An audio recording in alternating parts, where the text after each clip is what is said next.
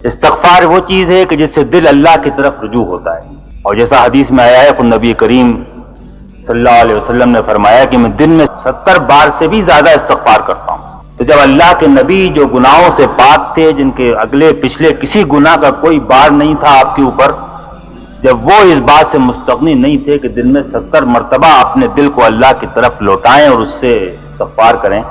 تو ہم اور آپ جن کی زندگیاں گناہوں کے اندر لت پت ہیں، ان کو تو ہر لمحے ہر وقت اس استغفار کی عادت ڈالنی چاہیے۔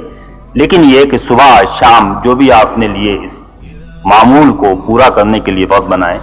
اس میں ایک استغفار شامل ہونا چاہیے، اور اس کے لیے کوئی بھی الفاظ، سید الاستغفار بھی ہے جو آپ کتابوں کے اندر پا سکتے ہیں، استغفر اللہ الذی لا الہ الا هو الحی القیوم بھی ہے،